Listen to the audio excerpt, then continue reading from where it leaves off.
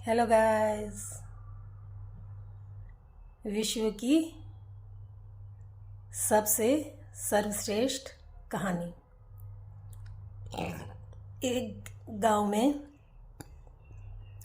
लोग जो थे वो आपस में रहते थे, लड़ाई झगड़ा ही किया करते थे। कोई भी आपस में प्यार से बात नहीं करा करता था, सब आपस में लड़ाई झगड़ा ही किया करता था। वहाँ छोटे से बड़े तक सब ऐसे ही थे, सबका एक ही स्वभाव था।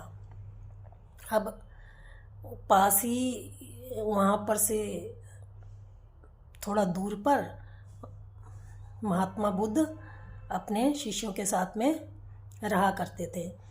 तो वो सब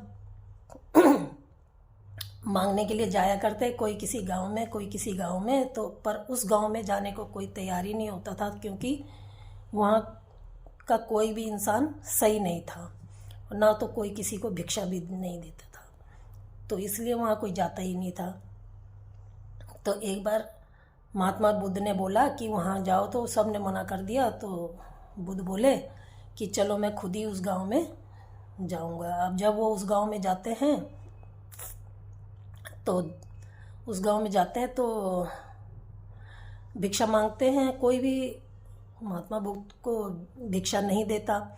और जब भिक्षा नहीं देता तो जो औरत एक अच्छी थी, जो समझदार थी, वो उसके दरवाजे पे जाते हैं। तो जाते हैं तो वो उनको भिक्षा दे देती है और वो भिक्षा लेके चले जाते हैं। ऐसे ही रोज होने लगा। 2-4 दिन इसी तरीके से निकल गए।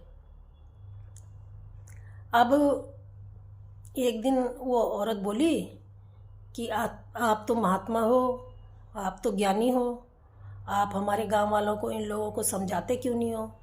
ये आपस में लड़ते रहते हैं।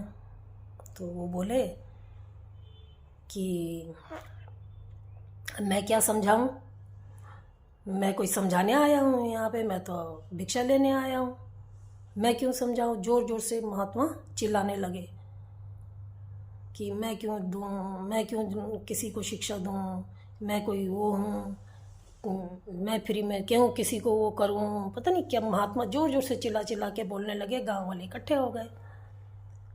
अब जब वो इकट्ठे हो गए और वो औरत कहती है, महात्मा जी मैंने तो आपको अच्छा आदमी समझा था, लेकिन आप तो खुद ही इस तरीके से बोल रहे हो, इस तरीके से चिल्ला रहे हो, तो आप दूसरे को क्या समझाओगे? तब महात्मा ने कहा कि देवी शांत हो जाओ और पहले पानी पी लो। तो उसने मुँह बोली कि पानी की ज़रूरत महात्मा जी मुझे नहीं, आपको है, आप इतना ज़ोर ज़ोर से जो चिल्ला रहे थे। तो वो बोले कि नहीं, आप पानी पी लो और शांत रहो।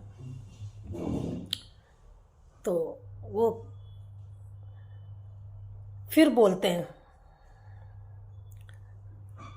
कि जब कोई आदमी जोर जोर से चिल्ला के बात करता है तो हमें चिल्लाना नहीं चाहिए, हमें भी साथ में चिल्लाना नहीं चाहिए। हमें उस चिल्लाने वाले की बातों को ध्यान से सुनना चाहिए और तब हमें सोचना चाहिए कि वो क्यों चिल्ला रहा था और क्या बोल रहा था। तो जो शांत रहकर किसी की बातों का जवाब देता है, जो शांत रहकर किसी की बातों को सुनता है, उसे ही अच्छा आदमी कहा जाता है। इससे आपस में लड़ाई झगड़ा नहीं होता। अगर कोई चिल्ला रहा है तो दूसरा भी चिल्लाने लग जाएगा, तो उससे तो लड़ाई झगड़ा बढ़ेगा ही, और जो बात बननी होगी वो भी नहीं बनेगी। तो इस तरीके से महात्मा उनको समझाते हैं। फिर उनको महात्मा की बात समझ में आ जाती है। तो महात्मा कहते हैं कि मैं चलो अब आप लोगों को एक कहानी सुनाता हूँ। कहानी सुनाता हूँ। एक जंगल में व्यास ऋषि रहते थे। उनके जो उनके जो और चेले थे वो भी उनके साथ रहते थे। वो उनको शिक्षा दीक्षा देते थे। जब सबकी पूरी हो गई तो वो अपने अपने उन्होंने कहा कि जाओ अपने अपने रास्ते जाओ और अपना अपना सब लोगों को शिक्षा दो। और सब चल पड़ते हैं अपने अपने रास्ते। अब जब काफ़ी दिन हो जाते हैं तो महात्मा सोचते हैं कि इनकी परीक्षा लेनी चाहिए, ये क्या कर रहे हैं, कैसा कर रहे हैं, कुछ पता तो चले। अब वो जब उनकी परीक्षा लेने निकलते हैं तो देखते हैं कि उनको एक मिलता है, दूसरा मिलता है, तीसरा मिलता है, सब मिल जाते हैं। सब अच्छे ढंग से अपना कार्य पे लगे हुए थे। तो जो लास्ट बचा हुआ था उसके बारे में जब पता चलता है तो बताते हैं महात्मा को कि महात्मा जी वो तो एक जंगल में कुटिया बना के रह रहे हैं और वहाँ पर ध्यान मग्न रहते हैं, वहाँ ध्यान लगाते हैं। अब महात्मा कहती है तो बड़ी अच्छी बात है, चलो चल के देखा जाए। जब वो वहाँ जाते हैं तो देखते हैं एक स्त्री छम छम बजाती हुई पायल और उनकी तरफ को चली जा रही है, उनकी तरफ को चली जा रही है। और उनका एकदम चूड़ियाँ की आवाज़, पाजेब की आवाज़ जब वो ऋषि सुनते हैं तो वो आँख खोल के देखते हैं, आँख खोल के देखते हैं, उनका ध्यान भंग हो जाता है। अब वो कहती है कि बड़ी सुंदर स्त्री थी, वो कहती है कि मैं रास्ता भूल गई हूँ, अब इतनी रात को मैं कहाँ जाऊँ, कैसे जाऊँ, मैं तो रास्ता भटक चुकी हूँ। तो मैं यहीं आपकी कुटिया में क्या रात रह सकती हूँ? तो वो कहते हैं हाँ तुम अंदर सो जाओ और मैं बाहर अपना ध्यान लगा लूँगा और सुबह होते ही तुम यहाँ से चली जाना। वो कहती है कि अच्छा। अब वो अंदर जाती है और कुंडी लगा लेती है। अब अंदर से कुंडी लगा लेती है औरत जो होती है। अब जो औरत होती है वो कुंडी लगा लेती है और बाद में जो वो होता है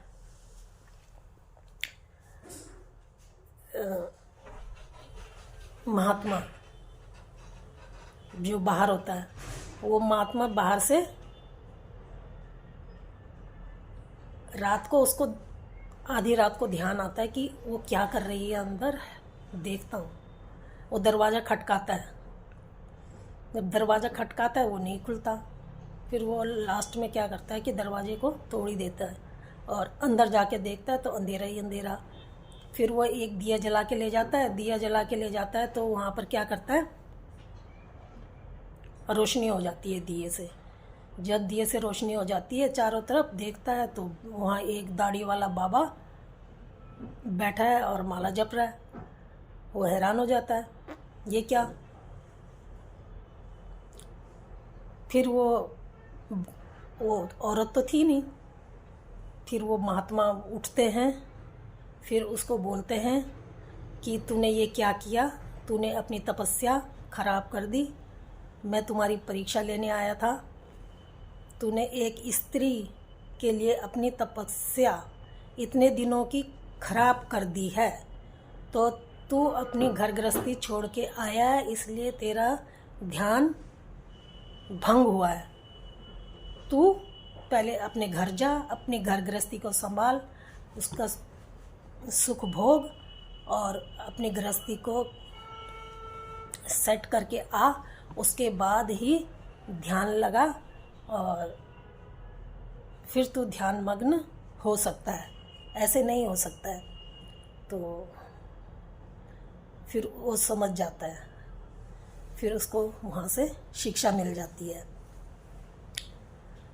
फिर वो क्या है, उससे संत से क्षमा मांगता है और अपनी गलतियों के लिए पश्चाताप करता है। तो और तब वो कहते हैं कि हमें आपस में मिलजुल कर रहना चाहिए। तो सब आपस में मिलकर रहने लगते हैं। अगर लगी हो तो आपको कहानी अच्छी तो सब्सक्राइब ज़रूर करें। धन्यवाद।